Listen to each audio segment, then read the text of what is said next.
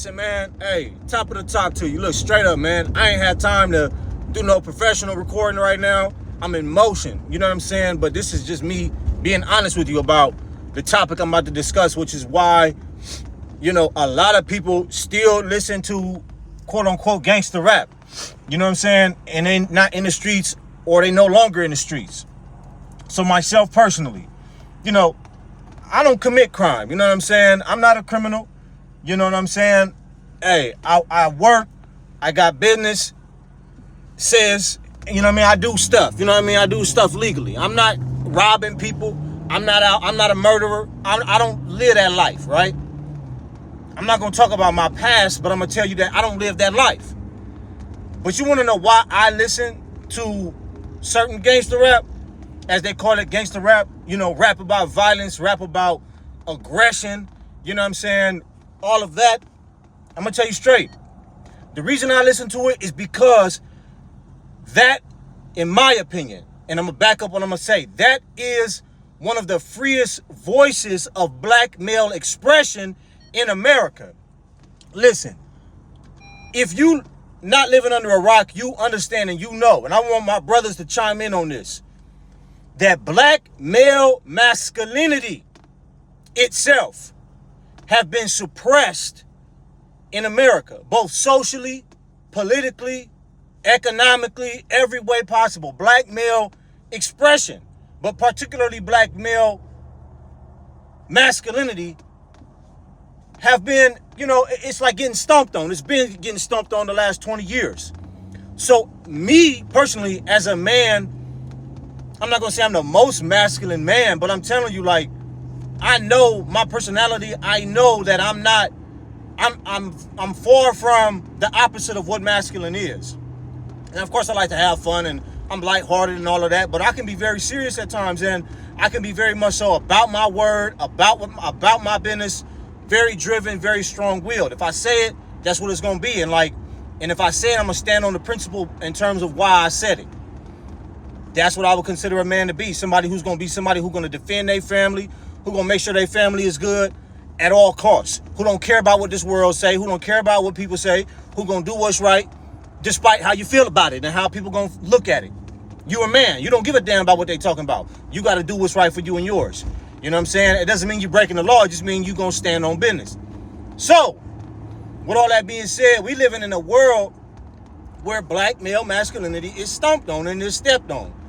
And I'm not going to blame it on gynocracy, even though we know that we live in a gynocratic community, particularly in black America. I'm not blaming it on that.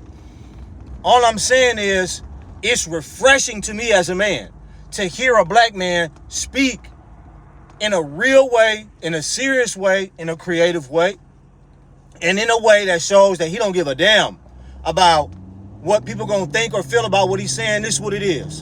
And I'm willing to stand on it. And that's why I listen to it. It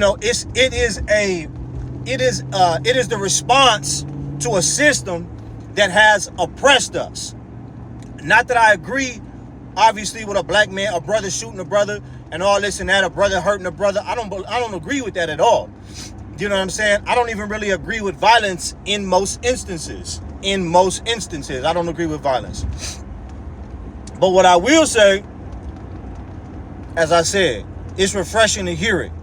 Now, trust and believe me, man, I understand that as a man, you have to be balanced, right? You should show love and the privileges of the spirit, love, joy, peace, goodness, kindness, faith, mildness, long-suffering, self-control. I understand these things, right? But as a black American man, I'm aware of the social climate, the political climate, the societal climate, and the way that this country has suppressed the masculinity in it. And I'm telling you right now, black men in America, men and boys, I'm telling you, we raising up a generation to reclaim their masculinity. We raising a generation to ensure that they live right, that they do right by their sisters, that they do right by their community. We raising that generation. You know what I'm saying? And we going to do it with all power. We're going to do it with all, respect. We're going to do it the right way. That's what this is about. But we're not teaching our boys. I would never teach my boy to be, to be like, or, soft or feminine or anything like that.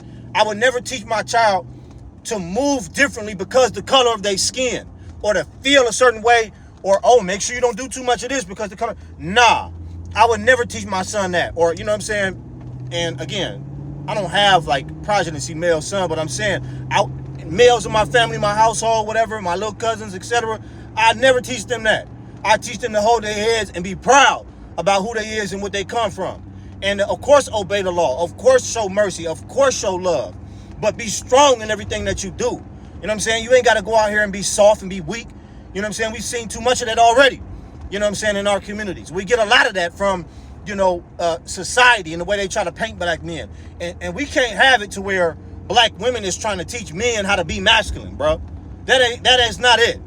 And I'm not saying that rappers are teaching men how to be masculine, but what I'm saying is that masculine energy that's coming from some of this gangster rap is something that men and males gonna naturally gravitate towards. So we as men, it's a note to self. We as men gotta understand and know that, look, our masculine boys gonna gravitate to masculinity in no matter how it comes.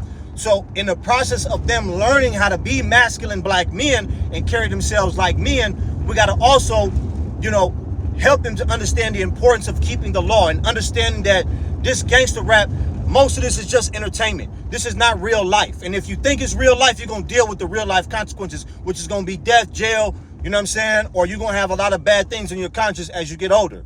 You see what I'm saying? Having to look over your back, even if you get away with a whole bunch of things. You understand me? So with all of that being said, we as black men need to be a more masculine, more healthy alternative option to gangster rap. Until then, where is the masculinity from the black man coming from? And you could point to the church, and I would say, yes, there are certain men in the black churches who do have that. And salutes to them. Salutes to them. I'm not going to knock them for that. You know what I'm saying? I can't knock them for that. But the church have a certain place in society. The pastor have a certain place in society. And then you got everyday black men who also have a place in society. And I think that those black men need to also carry themselves with masculinity and also offer a healthier alternative to what some would call hyper-masculinity. Now, I'm going to say this before I get out of here. I don't want to hear none of y'all come in my comment section trying to twist my words, talking about I support men who call black women the B word and all this and support. I don't want to hear that. I understand what you're saying, but I don't support that. I don't support it. But I'm going to tell you this. I guarantee you, on this day, whatever day it is, November 31st, whatever, 2024, it's more black women that sat around here calling other black women the B word than black men. I guarantee you on this day, it's more black women that call black women all types of derogatory terms than black men. Now, the violence aspect, that's a whole nother conversation. We as black people in general, I think, need to get away from hyper-violence and stop using our aggression against ourselves. That's something that does need to change. I ain't even going to say that don't need to change. All I'm saying is, no matter how you feel about gangster rap, until you out here with a more healthy, masculine alternative for young black men, all you got to understand is the writing on the wall. You know what I'm saying? You can help without demonizing the music. That's what I'm saying. You could be a light to people without trying to demonize the whole culture. Because the reason the culture here is not just because black men are vicious, violent animals or because the street culture is something that is so terrible. It's a result of a circumstance. It's the result of a situation. So why don't we have discussion and discourse about that situation and how that situation can be addressed? You understand what I'm saying? Instead of trying to demonize the culture and demonize the people like that. And there are certain things that need to be rejected for sure. But understand the reason why certain things is. This is my whole point. With that being said, family, I'm about to step off on this bank. You know what I'm talking about? For real. And get my hands on this real money, this legal money for real. Like not that my money is, you know what I'm saying? I'm just saying my money ain't funny, but I'm just saying, it's a right way to live, man. And I understand the idea of living vicariously through the music and everything like that. But hey, it is what it is, man. Like, share, subscribe, fam. Comment below. Tell me what y'all think, man. Till we chat again, I'm up out of here. Gone.